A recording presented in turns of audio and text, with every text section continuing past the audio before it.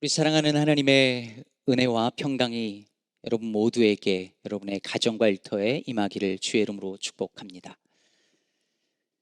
여러분은 어떤 인생이 가장 불행한 인생이라고 생각하시나요? 가난한 사람, 병든 사람, 실패하고 실패를 거듭하는 사람, 장애를 가지고 태어난 사람, 친구가 없는 사람, 그런 사람들일까요? 저는 이 세상에서 가장 불행한 사람은 누군가를 향한 미움과 증오를 품고 살아가는 사람이라고 생각합니다. 마음속에 누군가를 향한 미움과 증오를 품고 사는 건 그 마음에 지옥을 품고 사는 것과 같기 때문입니다. 그래서 저는 성경에 등장하는 인물 중에서 가장 불행한 사람 하나를 꼽으라면 사울을 꼽겠습니다. 사울은 평생 다윗을 미워하고 증오하면서 살았습니다. 다윗을 죽이는 것이 그의 인생의 최고의 목표가 되었고, 그 목표를 이루기 위해서 인생의 거의 모든 것을 쏟아붓고 왕으로서의 자신의 그 정치 생명을 그 다윗을 죽이는데 썼습니다. 다윗을 향한 증오로 사울은 자신의 영혼을 파괴하며 살았고, 결국 마지막에는 스스로 목숨을 끊으며 그 불행한 삶을 마무리하게 됩니다. 도대체 무엇이 사울을 이렇게 만든 것일까요? 사울은 왜 이렇게 된 것일까요? 오늘 본문은 그 사울의 이 불행한 삶이 어디서부터 시작되었는지를 보여주는 이야기입니다. 오늘 말씀 사무엘상 18장 6절은 이렇게 시작하죠. 무리가 돌아올 때 곧 다윗이 블레셋 사람을 죽이고 돌아올 때에, 여기서 말하는 블레셋 사람은 누구를 말하는 거죠? 네, 골리앗이죠. 저 유명한 이야기, 다윗이 물맷돌 하나를 가지고 저 거구 골리앗을 싸워서 물리치고 죽인 그 이야기입니다. 바로 이 사건 덕분에, 이 다윗 덕분에 사울의 군대가 블레셋과의 전쟁에서 대승리를 거둔 것이고, 지금 승리를 거둔 사울과 그의 군대가 이스라엘 성읍으로 돌아오고 있는 중입니다. 그러니 온 이스라엘 사람들이 다 나와서 지금 전쟁에서 승리를 거두고 오는 사울의 군대를 맞이하고 있는 것이죠. 특히 수많은 여인들이 나와서 악기를 연주하고 춤을 추고 노래를 부르는데, 바로 이 여인들이 부른 그 노랫말 가사가 문제가 됩니다. 7절을 보면 여인들이 뛰놀며 노래하여 이르되 사울이 죽인 자는 천천히요 다윗은 만만이로다 한지라. 이 노래 가사가 사울의 심기를 건드린 거죠. 그래서 8절에 보면 사울이 그 말에 불쾌하여 심히 노하였다라고 말합니다. 사실 어찌 보면 이 여인들이 좀 눈치도 없고 주책 맞아 보입니다. 왕이 듣는데, 다 듣고 있는데 꼭 그렇게 콕 집어서 사울은 천천히고 다윗은 만만이라고 그렇게 꼭 얘기했어야 했을까요? 그래서 옛날 어떤 목사님들은 이 구절 보면서 이래서 여자들이 교회에서 말 조심해야 된다고 설교하기도 했었습니다. 근데 여러분, 사실 오늘 여기서 이 여인들이 사울이 죽인 자는 천천히요 다윗이 죽인 자는 만만이다라고 부를 때 그 말은 다윗과 사울을 비교하려고 한 말이 아니었습니다. 원래 이 문화권, 이 당시 히브리 문화권에서 천천히요 만만이다라는 말은 그냥 많다라는 것을 강조하기 위해서 누구나 사용하는 일종의 관용어였습니다. 그럼 우리 문화권에서 누군가를 만나가지고 요즘 그렇게 말하잖아요. 아유, 정말 오랜만이다. 이게 얼마만이야? 아우, 100만 년 만이네. 이러면 그게 진짜 100만 년 만이라는 얘기가 아니잖아요. 후대에 다른 문화권 사람들이 이걸 기록을 한 걸 보고서는 이 사람은 나이가 도대체 몇 살인 건가라고 생각을 한다면, 그건 그 말을 문자 그대로 해석한 오류를 범한 거죠. 그냥 정말 오랫동안 못 만났다는 것을 우린 그런 식으로 표현하는 거예요. 마찬가지로 히브리 문화권에서 천천히요 만만은 많다라는 것을 표현하는 말이었습니다. 예를 들면 시편 91편 7절을 보면 1000명이 내 왼쪽에 10,000명이 내 오른쪽에 엎드러지나 이 재앙이 내게 가까이 하지 못하리로다.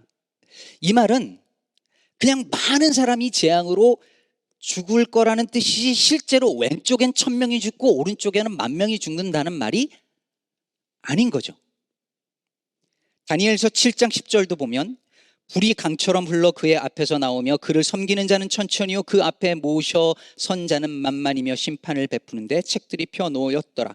다니엘이 환상 가운데 보좌 위에 앉아 계신 그분을 보는데 그 앞에 섬기는 자는 천천히요 모셔서 서는 자는 만만이다라고 말할 때 진짜 이쪽엔 천천히고 이쪽엔 만만이 있는 것이 아니라 수많은 무리가 그분을 모시고 있다라고 하는 것을 우줄에 맞춰서 표현한 것뿐입니다. 그러니 이 여인들이 다윗은 천천히요 사울은 천천히요 다윗은 만만이라고 노래한 것은 실제로 사울과 다윗을 비교하려고 한 말이 아니라 사울의 군대가 블레셋과의 군대에서 대승을 거두었다라고 하는 것을 그 당시에 그 문화권에서 누구나 사용하는 관용어를 통해서 표현하고 노래한 것입니다. 그래서 6절 후반부를 보면 다시 보면 여인들이 이스라엘 모든 성읍에서 나와서 노래하며 춤추며 소고와 경제를 가지고 왕 사울을 환영하는데 누구를 환영했다고요? 왕 사울을 환영했습니다. 이 여인들은 지금 사울 왕을 환영하고 있는 것입니다. 다윗을 높이는 것이 이 노래의 주 목적이 아니었고 이 셀레브레이션과 이 행렬의 주 목적이 아니라 전쟁을 승리로 마치고 오는 그들의 왕 사울을 높이는 중이었습니다. 어차피 다윗은 사울의 신하였고 그래서 다윗을 칭찬하는 것은 곧 사울을 칭찬하는 것과 진배 없었습니다. 그런데 사울은 그걸 그렇게 받아들이지 않습니다. 이 노랫말을 문자 그대로 해석해서 꼬투리를 잡습니다. 사울이라고 이 말을 그 말의 의미를 몰랐을 리 없습니다. 근데 8절 후반부 이하에 보면 다윗에게는 만만을 돌리고 내게는 천천만 돌리니 그가 더 얻을 것이 나라 말고 무엇이냐 하고 그날 후로 사울이 다윗을 주목하였더라. 사울은 이 표현을 다 알았을 거예요. 그러나 사울은 백성들이 자기를 칭송하는 그 노랫말 속에 저 보잘것없는 다윗도 끼어 있는 것 자체가 불쾌하고 기분 나빴던 것입니다. 이제 사울이 자기와 거의 동급으로 취급받는 것이 무엇을 의미한다고 여겼냐면 자신에게 위협적인 존재로 급상했다는 것을 의미한다고 본 것이죠. 그래서 그날 이후로 사울이 다윗을 주목해 봅니다. 여기서 주목하다는 말은 직역하면 사울의 눈이 다윗에게 가 있었다 이런 뜻입니다. 계속해서 지켜봤다는 거죠. 그런데 여러분 어떤 눈으로 사울이 다윗을 지켜봤을까요? 다윗을 바라보는 사울의 눈은 어땠을까요? 눈빛은 어땠을까요? NIV 성경은 이 부분을 Saul kept a jealous eye on David 이렇게 번역했습니다. jealous eye로. 세번역 성경은 다윗을 시기하고 의심하기 시작했다고 번역했습니다. 현대인의 성경은 사울은 계속 다윗을 질투의 눈으로 바라보았다고 번역했습니다. 자, 여기서 우리는 사울이 다윗을 왜 그토록 미워하고 증오했는지 그리고 왜 그렇게 죽이려고 혈안이 돼서 따라다녔는지 알 수 있습니다. 사울의 다윗을 향한 미움과 증오의 이면에는 그를 향한 시기와 질투가 있었던 것이죠. 시기와 질투의 눈으로 계속 바라보니 미움과 증오가 쌓이고 결국은 죽이고 싶은 단계까지 이르게 되었습니다. 사울은 평생 이 시기와 질투, 다윗을 향한 이 미움과 증오를 해결하지 못한 채 자기의 영혼을 파괴하다가 죽어갑니다. 그럼 여기서 사울이 가졌던, 다윗을 향해서 가졌던 그 시기와 질투의 감정이 무엇이었는지 조금만 더 한번 깊이 생각을 해 보면 좋겠습니다. 우리는요, 시기와 질투를 같은 의미로 사용하는데 많은 심리학자들은 이것을 다른 의미로 정리를 하곤 합니다. 제가 언젠가 시기에 대해서는 한번 설명드린 적이 있습니다. 시기라는 이 감정은 내가 가지고 있지 않은 것을 누군가가 가지고 있는 것을 볼 때 느끼는 부러움 혹은 불쾌감 혹은 악의를 가리키는 그런 마음을 말합니다. 내가 없는 돈을 누군가가 가지고 있어요. 그걸 볼 때 내가 없는 능력을 누군가가 가지고 있어요. 나는 불행한데 누구는 행복해 보여요. 이럴 때 시기심이 생기죠. 여러분에게 없는 뛰어난 외모를 제가 가지고 있는 것을 여러분이 볼 때에 느끼는 그 감정이 시기심이라는 걸 제가 알고 있습니다. 사울이 볼 때 다윗에게는 사울에게 없는 게 있었어요. 모두가 두려워하는 골리앗 앞에 전혀 두려워하지 않고 서서 용맹스럽게 싸웠죠. 그 용기, 그 담대함, 그리고 그 능력, 그 가운데 하나님을 바라보는 믿음이 사울에게는 없었습니다. 근데 백성들이 다 그걸 보고 다윗을 칭송하니까 사울의 마음속에 시기심이 차올랐습니다. 근데 여러분, 사울은 다윗을 시기만 한 것이 아니었습니다. 사울은 다윗을 질투했습니다. 시기와 질투가 다른 점이 뭘까요? 질투는 주로 삼각관계, 즉 삼자관계에서 일어납니다. 시기는 삼각관계가 아니어도 발생해요. 그냥 누군가가 내가 없는 것을 가지고 있으면 시기심이 발동합니다. 근데 질투는 나, 그리고 내 것 혹은 내 사람, 그리고 그것을 빼앗아 갈 수 있는 가능성이 있는 제3자가 있을 때 발생을 합니다. 시기심은 그래서 내가 없는 것을 갖고 싶어 하는 감정이라고 한다면, 질투는 내가 가지고 있는 것을 빼앗길지도 모른다는 두려움입니다. 그래서 질투는 꼭 남녀 간의 삼각관계에서만 발생하는 게 아니에요. 여러분, 시어머니하고 며느리 사이의 고부관계를 가만히 들여보면 아들을 둘러싸고 질투의 감정이 있습니다. 빼앗긴 것 같은. 나랑 친하다고 생각한 친구나 동료가 다른 사람하고 더 친하다는 것을 알게 되는 순간에 느끼는 감정, 질투이죠. 직장에서 동료가 나보다 상사에게 더 인정받는 것을 볼 때 느끼는 그 감정, 그 이면에 질투가 있습니다. 목사가 나보다 다른 누군가를 편애한다고 느낄 때 마음속에서 올라오는 그 불편함, 서운함, 분노도 질투의 한 이면이 될 수 있겠습니다. 다윗이 골리앗을 죽인 후에 백성들이 다윗을 향하여 환호를 보냅니다. 그뿐만이 아니에요. 사울의 아들 요나단이 다윗을 사랑합니다. 사울의 딸 미갈이 다윗을 사랑합니다. 그뿐이 아니에요. 온 백성들이 다윗을 좋아합니다. 이거 도저히 안 되겠다 싶어가지고선 다윗을 전쟁터에 천부장으로 보냈더니 가서 전쟁마다 승리하면서 백성들이 다윗을 너무너무 좋아합니다. 그때 사울이 질투합니다. 왜? 내가 가지고 있는 내 것이라고 생각했던 모든 것을 빼앗길지 모른다는 두려움 때문이었습니다. 그렇다면 이제 우리는 사울이 다윗을 주목하였다라고 말할 때 그 말에 담긴 의미를 정리해서 생각해 볼 수 있습니다. 그것은 1차적으로 사울이 다윗을 끊임없이 시기하고 질투했다는 의미이고, 그 더 깊은 곳에 들어가 보면 자신이 가지지 못한 것을 갖고자 하는 욕망이 거기 있었고, 내가 가지고 있는 것을 빼앗기지 않겠다라고 하는, 빼앗길지도 모른다는 두려움이 있었습니다.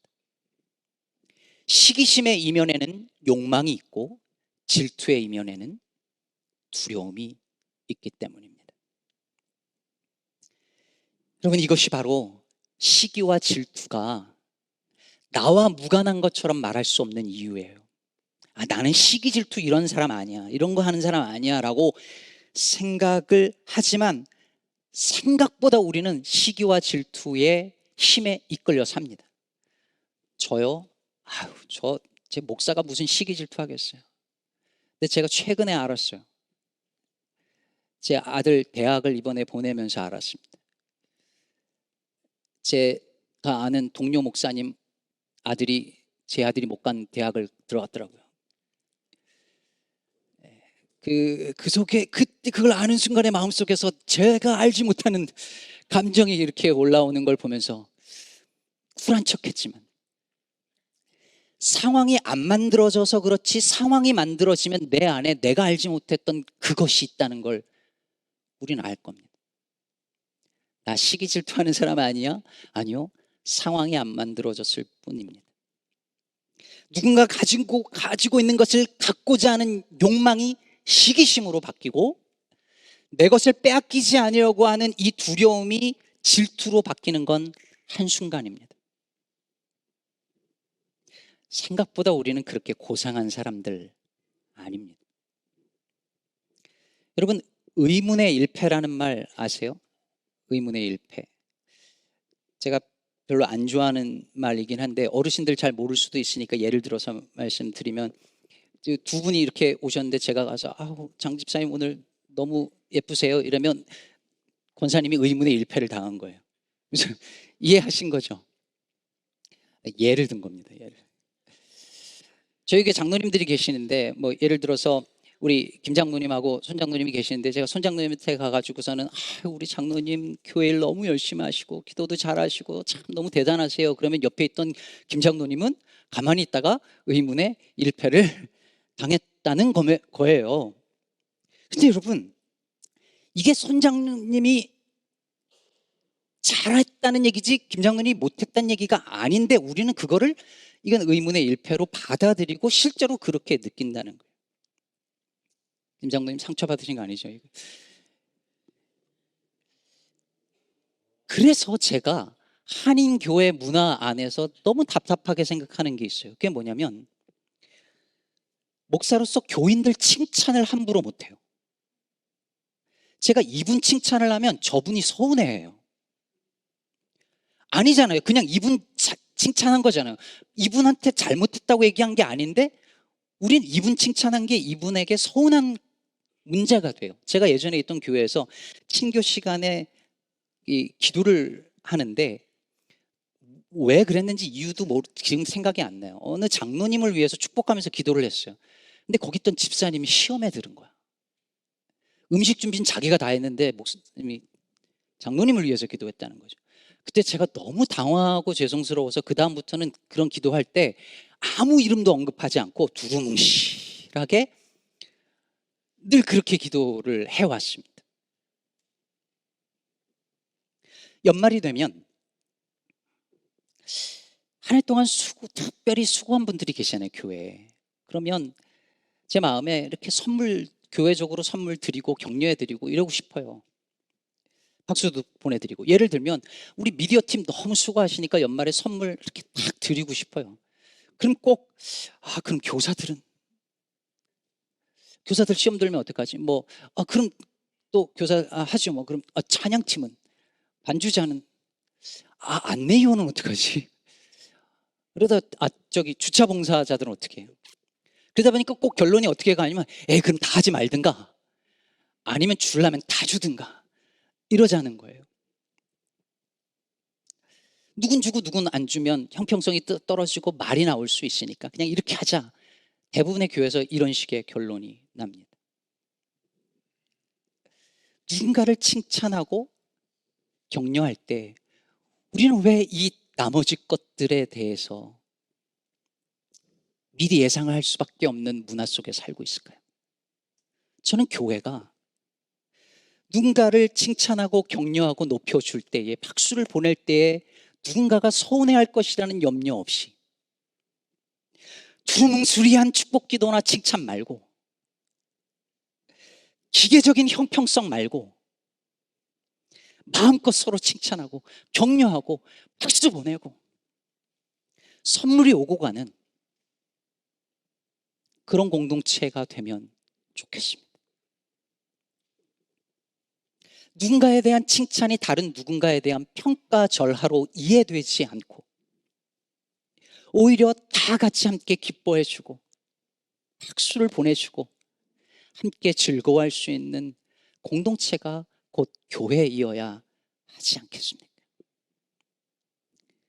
다음부터 제가 누구 특별히 콕 집어서 얘기하면 여러분 모두 같이 그래 주시기를 바랍니다. 안 믿어요. 왜냐하면 우리 마음이 그래요. 그래서 나중에 얘기하겠지만 연습과 훈련이 필요한 겁니다.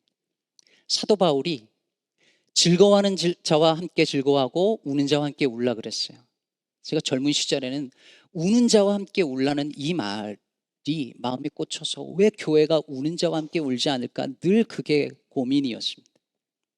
지금도 그렇습니다. 근데 날이 갈수록 뭘 느끼냐면 진짜 어려운 건 즐거워하는 자와 함께 즐거워하는 거구나. 이 땅의 소류미비자와 난민들이 나는 이렇게 합법적으로 해가지고 이렇게 고생하면서 여기까지 왔는데 저 사람들은 저거 그냥 먹는다라고 하는 것을 보면서 불쾌한 이 감정은 바로 이 감정입니다. 누군가가 받는 축복과 격려와 박수와 자격 없는 자가 받는 그 은혜가 우린 용납이 안 돼요. 사울은 천천히요 다윗은 만만이라고 할 때 사울이 그것을 자기의 능력 부족이나 왕권에 대한 위협으로 생각하지 않고 함께 축하해주고 격려해주고 다윗이 너무 잘했다라고 온 백성 앞에서 그렇게 선포해주고 높여줬으면 사울이 얼마나 근사해 보였을까요? 얼마나 빛이 났을까요? 근데 사울은 그러지 않았습니다.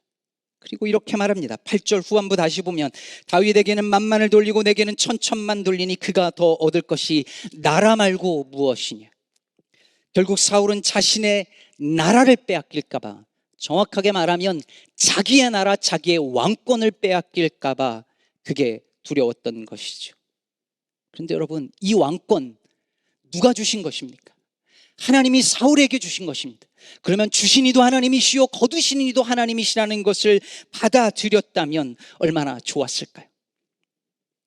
그럼 사실 시기와 질투는 내가 지금 받아 가지고 있는 이것으로 충분하며 감사하다라고 하는 것을 온전히 고백하지 못할 때 생겨나는 거죠. 사울은 사실 처음 등장 때부터 보면 사울은 평생 열등감에 시달린 사람이라는 것을 우리가 미루어 짐작할 수 있습니다. 하나님이 그 사람을 택하셔서 왕으로 삼으신 것에 대하여 충분합니다, 족합니다 했으면 이런 불행한 인생을 살지 않았을 거예요. 지난주 한국에서 전국 노래자랑의 진행자였던 송혜 선생께서 돌아가셨다는 뉴스 다들 들으셨을 것입니다. 전 국민이 슬퍼하고 있는 것 같습니다. 송혜 선생은 황해도에서 태어나서 남으로 온 이후에 가수, 배우, 그리고 라디오 진행자들을 이렇게 했었죠. 교통방송을 하던 중에 아들이 교통사고로 죽고 그것 때문에 모든 활동을 접었을 때에 그때 찾아온 것이 전국 노래자랑이어서 60대에 전국 노래자랑 진행자를 시작을 해서 34년을 하다가 95세의 일기로 생을 마감하셨습니다. 제가 일부러 지난주에 이분에 관한 그 다큐멘터리를 찾아서 보았는데요. 이분이 부른 노래가 유명한 노래가 있었더라고요. 저는 이번에 처음 들었는데 노래 가사말이 이랬습니다. 산도 넘고 강도 건너 나 여기 서 있네. 눈도 맞고 비도 맞고 앞만 보고 달려왔었네. 지나온 길 생각하면 아쉬움이 너무 많은데 좋은 친구, 좋은 이웃 내 곁에 함께 있으니 괜찮아. 이만하면 괜찮아. 내 인생 딩동댕이야. 전국 노래자랑 진행자다운 노래잖아요. 지나온 인생 생각하면 아쉬운 게 너무 많지만 그래도 괜찮아. 이만하면 괜찮아. 내 인생 딩동댕이야.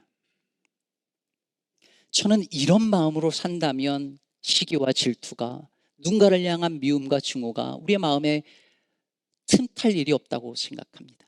물론 내 인생 어떻게 살든 막 살든 다 괜찮아라고 긍정하라는 말은 아닙니다. 다만 남과 비교하며 나를 재촉하거나 두려워하며 사는 것이 아니라 오롯이 나로 사는 겁니다. 남의 숨을 쉬는 것이 아니라 하나님께서 내게 부여한 나의 숨을 쉬며 사는 겁니다. 시기와 질투에 사로잡힌 채 살았던 사울은 결국 자기의 숨을 쉬지 못합니다. 사울이 미친 듯이 헛소리를 내며 떠들어대며 했던 그 모습은 누군가를 향한 시기와 질투와 미움과 증오에 사로잡힌 사람의 영혼이 어떻게 파괴되어지는가를 보여주는 대목인 것이죠. 11절을 보면 그가 스스로 이르기를 내가 다윗을 벽에 박으리라 하고 사울이 그 창을 던졌으나 시기와 질투가 미움과 증오로 바뀌고 결국은 다윗을 벽에 박으려는 시도를 끊임없이 하게 됩니다. 사랑하는 여러분, 우리는 이와 동일한 이야기 하나를 알고 있습니다. 사울이 왕으로 있을 때 다윗이 나타난 것처럼 로마의 황제가 이스라엘과 세상을 통치할 때 예수께서 다윗의 후손으로 오셨습니다. 그분이 하나님의 나라의 복음을 전파하자 온 백성들이 그분을 따르기 시작했습니다. 그러자 예수님을 시기하고 질투하는 세력이 나타났습니다. 당시에 기득권과 권력을 가지고 있었던 종교 지도자들이었습니다. 그들이 예수님을 잡아서 빌라도에게 넘겨줍니다. 그리고 그 부분을 마태복음 27장 18절은 이렇게 말합니다. 그들이 그들의 시기로 예수를 넘겨주었다. 결국 자신들이 가지고 있었던 권력을 빼앗기지 않으려 했던 사람들, 더 큰 권력을 가지려고 했었던 사람들을, 예수님을, 다윗의 후손으로 오신 그 예수님을 벽에, 아니 십자가에 못 박아 죽인 것입니다. 그러므로 사랑하는 여러분, 시기와 질투는 단순한 감정이 아닙니다. 사울 안에 있었던, 그리고 저와 여러분 우리 모두 안에 있는 이 시기와 질투는 예수님을 십자가에 못 박아 죽인 그들의 시기와 질투, 것과 같은 종류의 것입니다. 성경은 세상에 공중권세 잡은 자가 있다고 말합니다. 세상에 공중권세 잡은 세력이 있다고 말합니다. 이건 사탄 마귀일 수 있고 악한 힘을 휘두르는 정사와 권세, 즉 이 땅의 어떤 정치 세력을 말하는 것일 수 있습니다. 이 세력은 자신이 가지고 있는 힘과 권력과 기득권에 위협하는 어떤 존재도 용납하지 않습니다. 그들을 주목하여 봅니다. 그리고 그들을 벽에 박으려 합니다. 시기와 질투의 문제는 한 개인의 내면 안에서만 일어나는 문제가 아니라 공동체와 사회와 국가 안에서 일어나는 일입니다. 자신의 가지고 있었던 권력을 위협하는 한 존재를 벽에 박으려고 했던 사울의 이야기는 오늘날 이 사회에서도 일어나고 있습니다. 오늘날 이민자들을 위협적인 존재로 여기고 소수인종과 이민자들을 혐오하는 세력들과 백인 우월주의자들이 여전히 득세하는 이유이며, 자신들이 가지고 있는 힘을 놓지 않으려고 하는 총기 세력이 아직도 미국에 득세하는 이유도 거기에 있습니다. 그러므로 사랑하는 여러분, 다윗을 벽에 박으려고 했던 사울의 이야기는 오늘도 현재 진행형입니다. 예수님을 십자가에 못 박은 사람들의 이야기는 오늘도 이 땅에서 여전히 진행되어지고 있고, 하나님의 나라의 도래를 꿈꾸고 있는 그 하나님 나라의 백성들을 벽에 십자가에 못 박고자 하는 그 세력들은, 공중의 권세 잡은 자들은 언제나 우리를 주목하여 보고 있습니다. 그러니 어떻게 살아야겠습니까? 그러니 우리는 이 세력과 대응하며 어떻게 살아야겠습니까? 시기와 질투, 미움과 증오를 이길 힘은 사랑밖에 없습니다. 이것이 사무엘서가 사울의 시기 질투 이야기와 요나단의 사랑 이야기를 계속해서 비교하며 보여주는 이유입니다. 우리는 누군가를 시기와 질투의 눈으로, 미움과 증오의 눈으로 볼 것이 아니라 사랑과 용서와 용납의 눈으로 보는 연습을 해야 합니다. 칭찬받는 사람을 보며, 박수받는 사람을 보며 진심으로 함께 기뻐해주고, 누군가에 대한 칭찬과 환영이 나에 대한 배제와 그리고 나에 대한 평가절하로 여기는 것이 아니라 함께 기뻐하고 즐거워해 줄 수 있는 연습을 해야 합니다. 우는 자와 함께 우는 것뿐만 아니라 즐거워하는 자와 함께 즐거워하는 훈련을 해야 합니다. 우리 시카고 기쁨의 교회가, 여기 있는 우리 모두가 이것을 연습하는, 이 교회가 그것을 연습하는 훈련의 장이 되고 사랑의 실천장이 되어지기를 우리 주님의 이름으로 축복합니다.